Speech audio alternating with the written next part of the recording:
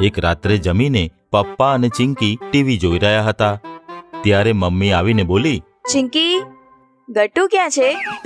દાદી સાથે બહાર ફરી રહ્યો છે. શું વાત છે? અરે વાત તો એમ છે, કાલે ગટ્ટુનો બર્થડે છે. હા, એ તો મને પણ ખબર છે. પૂરી વાત તો સાંભળો.